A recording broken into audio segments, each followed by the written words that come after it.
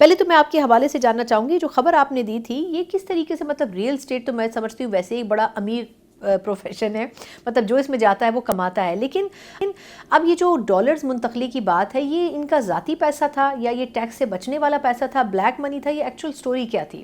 جی بسم اللہ الرحمن الرحیم. دیکھیں بنیادی طور پر ان ریسنٹ ویکس کوئی ایکسچینج ریٹ کے اندر آپ نے دیکھا کہ پچھلے ایک سال کے اندر exchange rate by and large بڑا سٹیبل رہا ہے.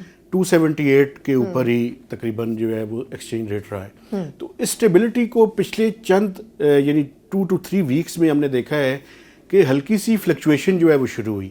کوئی 10 پیساز 20 پیساز کی فلکچویشن جو ہے وہ نظر آئی.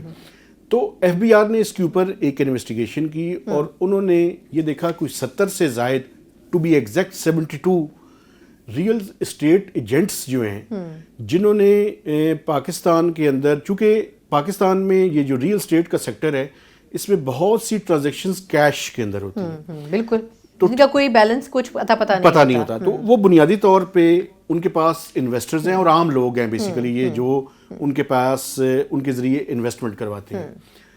تو اس میں یہ دیکھا گیا کہ ریئل اسٹیٹ ایجنٹس جو ہیں انہوں نے کافی زیادہ ایکسچینج کمپنیز کے ساتھ مل کر وہ پیسے فارن ایکسچینج کے اندر جس میں ڈالرز بھی ہیں اور درہم بھی ہیں اس کے اندر کنورٹ کی اور کنورٹ کر کے ہنڈی اور حوالہ کے ذریعے باہر ٹرانسفر ہوئے ہیں. تو اس کی پوری لسٹ ایف بی آر نے پریپیئر کی ہے اور وہ لسٹ جو ہے وہ میرے پاس موجود بھی ہے. وہ لسٹ جو ہے اب لا انفورسمنٹ ایجنسیز جو ہیں ان کے ساتھ بھی وہ شیئر کر رہے ہیں اور اس کے اوپر مزید انویسٹیگیشن ہوگی. اس میں یہ دیکھیں یہ ماضی میں بھی یہ ٹرینڈ رہا ہے. پہلے تو ٹرینڈ تھا پولیٹیشنز کون نہیں بھیجتا تھا حوالہ ہنڈی کے ذریعے. بالکل. تو ہم نے دیکھا کہ کوئی 10 سے 12 بلین ڈالرز کی ماضی میں بات کی جاتی تھی.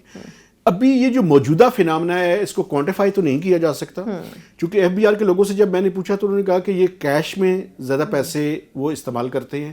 یہ لوگوں سے لیے ہوئے پیسے ہیں انہوں نے، وہ basically as real estate agent کے طور پہ پہلے یہاں پہ پلاٹس کے اندر انویسٹمنٹ کر رہے تھے لیکن ابھی انہوں نے اس کو یعنی کیش لوگوں سے لے کے اس کا ریکارڈ بینکوں کے پاس نہیں ہے، کسی کے پاس نہیں، اور وہ کیش انہوں نے باہر حوالہ ہنڈی کے ذریعے بھیج دیا. یعنی اس پیسے کا کوئی اتا پتہ نہیں ہے. اب یہ میں یعنی رف ایسٹیمیٹس یہ ہیں کہ یہ ملٹی ملین ڈالرز کا یہ ہے. چونکہ اسی کے ذریعے اس لیے بھی یہ ریڈ الارم جو ہے وہ کرنا ضروری تھا. میں نے بھی سٹوری اسی وجہ سے کی کہ یہ ایکسچینج ریٹ کو مینوپولیٹ کرنے کا ایک بنیادی طور پہ دوبارہ سے یہ پرابلم جو ہے کریٹ نہ ہو جائے. اور دوسرا یہ بھی کہ ابھی بھی حوالہ اور ہنڈی کا جو کام ہے وہ ابھی بھی چل رہا ہے. بالکل ٹھیک. اچھا اب مجھے اس پہ ایک آخری کویسچن یہ کرنا ہے کہ یہ بتائیے گا کہ یہ تو اسی وقت نوٹ کیا گیا ہوگا جب یہ ریٹ چینج ہوا ہوگا. جی بالکل. کہ اس کے اوپر اب یہ جو لوگ جن کی فہرست آپ کے پاس ہے کارروائی کیا ہوگی؟ اصل مسئلہ ہمارے یہاں یہ ہوتا ہے کہ خلاف کسی کے کچھ ہوتا نہیں ہے لیگل. دیکھیں بنیادی طور پہ یہ ریڈ الارم کا مقصد یہ تھا کہ جتنی بھی لا انفورسمنٹ ایجنسیز ہیں، ایف آئی اے ہے،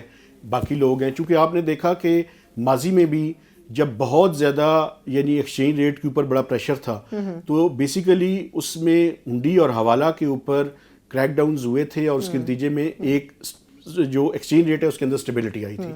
تو ابھی بھی میں سمجھتا ہوں کہ اس کو دوبارہ سے لا انفورسمنٹ ایجنسیز کو جو ہے ایف بی آر کے ساتھ مل کر، اسٹیٹ بینک آف پاکستان، ان سب کو مل کر جو ہے وہ اس کے بارے میں دیکھنا ہے اور اس کے خلاف کریک ڈاؤن بھی کرنے کی ضرورت ہے. بالکل ٹھیک. اچھا اب مطابق دوسرا اسپیکٹ ہے آئی ایم ایف کے حوالے سے، یہ بتائے گا کہ پچھلے کئی دنوں سے وہ یہاں پر موجود ہیں. ایک تو یہ کہ پاکستان کا وہ جو 1.1 ارب ڈالر کی غالباً قسط ہے وہ اب کتنے چانسز ہیں کہ وہ اب ہو جائے گا پروسیس کمپلیٹ اس کا. دوسرا یہ کہ ایک بڑی ڈیولپمنٹ بجلی کے ریٹ کے حوالے سے تھی. کل شہباز شریف صاحب نے وفاقی کابینہ کے اجلاس میں بڑا اپریشیٹ کیا کہ دیکھیں ہم نے یہ ٹارگٹ بھی اچیو کر لیا. تو آپ کے خیال میں 2 روپے کا جو ایک ڈفرینس ہے وہ بہت بڑا ڈفرینس کریٹ کرے گا یا معمولی؟ اور دوسرا انڈسٹریل سیکٹر کے لیے کس حد تک اور ہمیں جانا چاہیے تھا؟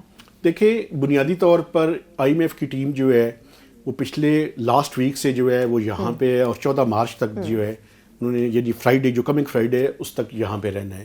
بائی اینڈ لارج جو ہے وہ پاکستان کی جو ابھی تک کی صورتحال جو ٹیکنیکل لیول کی ٹاکس ہوئیں اس کے اندر میجر جو ایشوز ہیں وہ 2 ایشوز جو ہے وہ سامنے آئے ہیں.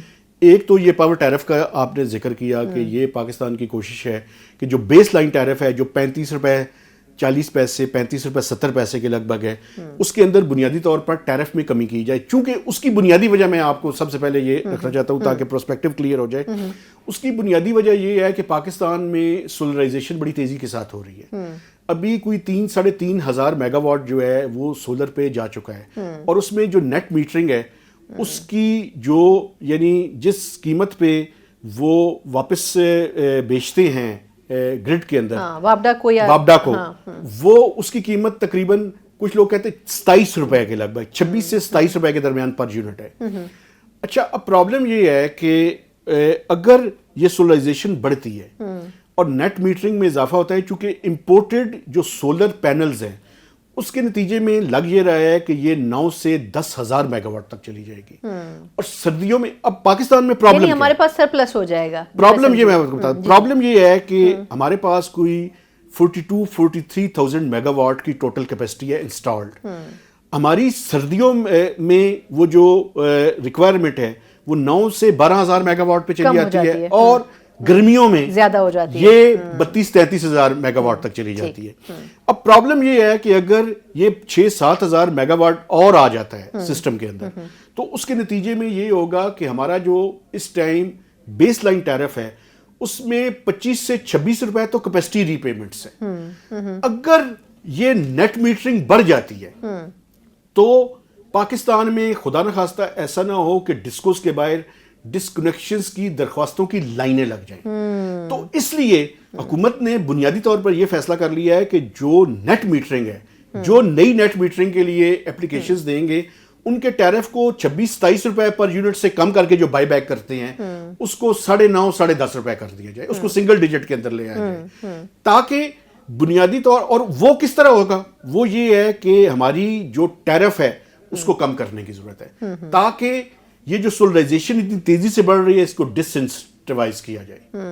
لیکن یہ بہتر نہیں آپ کے خیال میں سولر پینلز، پنجاب میں تو پورے پروجیکٹس لگ رہے ہیں سولر پینلز کے لیے؟ یہ کنٹراڈکٹری پالیسی ہے، یہی ایک طرف ہم کہتے ہیں کہ ہم نے اپنے وابڈا کے سسٹم کو وائبل کرنا ہے، اور وہ وائبل کب ہو سکتا ہے؟ وہ وائبل اس ٹائم ہو سکتا ہے کہ جب ٹیرف میں کمی کی جائے، بالکل، چونکہ یہ جو ٹیرف ہے لوگ سرکاری بجلی استعمال کریں، وہ بجلی استعمال کریں، چونکہ بجلی اگر استعمال نہیں کریں گے آپ کی کیپیسٹی ری پیمنٹس تو ادھر ہی کھڑی ہیں۔ ہاں بالکل، تو کیپیسٹی ری پیمنٹس یہی ہوگا کہ یہاں پہ لوگوں کو اس وابڈا کے سسٹم کے اوپر رکھا جائے تاکہ وہ کچھ نہ کچھ کنٹریبیوٹ کریں، اور عام آدمی کے اوپر جو کیپیسٹی ری پیمنٹ کا بوجھ ہے جو 26 سے 27 روپے تک ہے، بہت زیادہ ہے، اس کو جو ہے وہ کم کیا جائے۔ ٹھیک، اچھا لاسٹ منٹ ہے مہتاب بھائی، وقت بڑا کم ہے، مجھے یہ بتائے گا کہ موڈیز کی طرف سے ہماری ریٹنگ جو ہے بینکوں کی وہ پازیٹیو کر دی گئی ہے اسٹیبل سے، آپ کے خیال میں ہم کچھ معاشی اشاریوں میں بہتری کی طرف جا رہے ہیں؟ جی بالکل بہتری کی طرف گئے ہیں جی، یہ انڈیکیٹ کر رہا ہے کہ ہم جو آج سے ایک کیونکہ ہماری شرح نمو بھی 3% رہنے کی، ورنہ ہم بات کرتے تھے 0.9% پہ کہیں ہم کھڑے ہوئے تھے کچھ عرصے پہلے کوارٹر میں جو ہے وہ 0.9% کی گروتھ ہے، ہمارا ٹارگٹ 3.5% ہے، انہوں نے 3% کی بات کی ہے